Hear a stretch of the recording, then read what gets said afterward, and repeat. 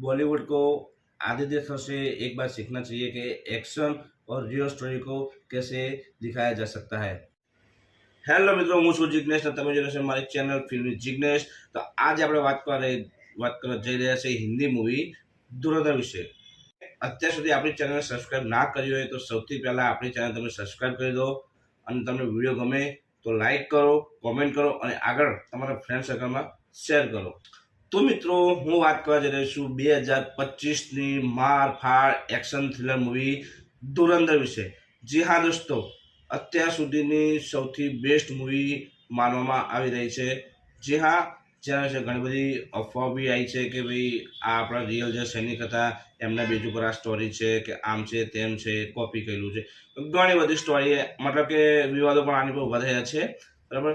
પણ એક રીતે તમે જોવા જાઓ તો મૂવી બહુ સારું બનાવ્યું છે।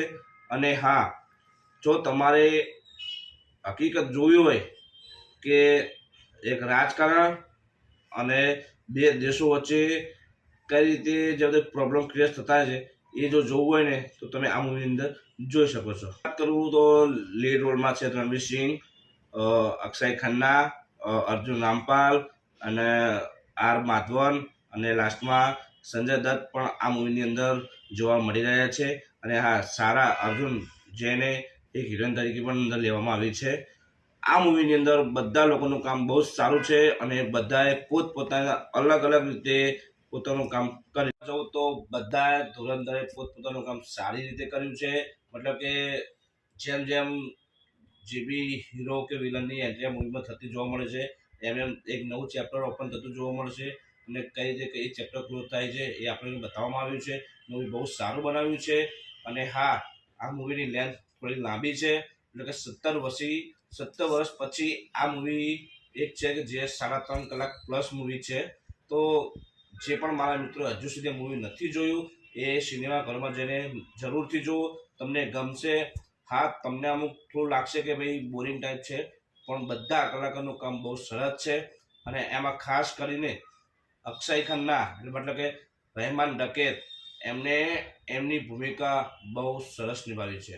મિત્રો, અત્યારે ધુરંધર મૂવી કરતાં પણ રહેમાન ડકેત માર્કેટમાં ઘણું ચાલી રહ્યું છે। અત્યારે વાયરલ એમની પોસ્ટ થઈ રહી છે, મતલબ કે પિક્ચરનું સાઈડમાં મૂકતા અત્યારે હાલ એમનું કામ બહુ જ વખણાઈ રહ્યું છે। જી હા મિત્રો, તો તમને મૂવી વિશે થોડી ઘણી નેગેટિવિટી બતાવી રહ્યા છે પણ આપણે એને ધ્યાનમાં લેવાનું નથી।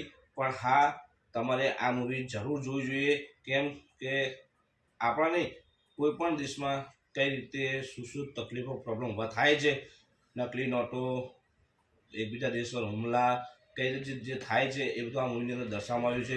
આમ જોવા જઈએ તો મિત્રો આ એક રિયલ સ્ટોરી તમને લાગશે, કેમ કે હું તમને બતાવીશ કે આની અંદર એક પ્લેન હાઈજેક પ્લસ 26/11 જેવી ઘટનાઓ અંદર દર્શાવવામાં આવી છે। મતલબ કે એમ સારી રીતે બતાવવામાં આવ્યું છે કે ભાઈ હા, આ હુમલા પાછળનું કારણ પણ શું છે અને કોના દ્વારા હુમલો કરવામાં આવ્યો હતો એ વાત છે।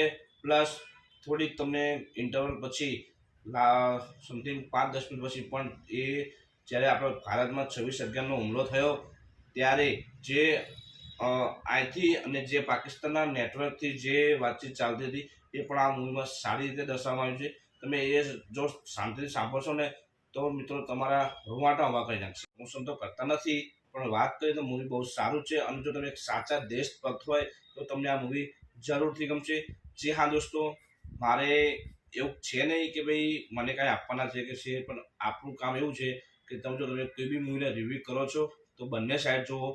જો લોકોએ એન્ટરટેનમેન્ટ તરીકે મૂવી જોતા હશે તો અમુક લોકોને પસંદ આવશે, અમુક લોકોને પસંદ નહીં આવે, પણ આજે તમે એક સાચા ભારતીય નાગરિક અને દેશભક્ત તરીકે જોતા હશો તો તમને આ મૂવી બહુ જ ગમશે। આ મૂવીમાં બધાની એક્ટિંગ સારી છે, ગીત પણ સારા છે અને હા, મૂવીમાં એક અરબિક સોંગ મૂકેલું છે જેની અંદર અક્ષય ખન્ના ડાન્સ કરે છે, એ બહુ જ સરસ છે। મતલબ કે હાલ એનો પણ ટ્રેન્ડ ચાલી રહ્યો છે। જે પણ મારા વાલા મિત્રો અત્યાર સુધી આ મૂવી નથી જોયું તો તમે નજીકના સિનેમા ઘરમાં જોઈ શકો છો, તમને ખૂબ આનંદ આવશે, મજા આવશે, તમારા પૈસાનું પાણી નહીં થાય એની અમે ખાતરી આપીએ છીએ। તો તમને આ વિડીયો ગમ્યો હોય તો આપણા વિડીયોમાં કોમેન્ટ કરજો અને તમે મૂવી જોઈ લીધી હોય તો તમને કેવી લાગી છે એના વિશે 1-2 કોમેન્ટ કરતા જજો।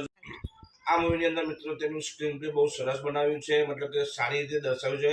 બધાના કેરેક્ટરને સારી રીતે બતાવવામાં આવ્યા છે. અને હા, ચેપ્ટર બાય ચેપ્ટર દરેક અલગ અલગ રીતે દર્શાવવામાં આવ્યું છે. હા મિત્રો, અને આ મૂવીનું પાર્ટ 2 મતલબ કે માર્ચ 2026માં રિલીઝ થવા જઈ રહ્યો છે, જે આપણને વધારે ઇંતજાર કરાવતો નથી. બરાબર છે. અને જો મિત્રો તમે હજુ સુધી આ મૂવી ના જોયું હોય તો જરૂરથી જોઈ લેજો. હું આ મૂવીને આપું છું 5/4. અને મળીએ હવે આવા જ એક બીજા વિડીયો સાથે.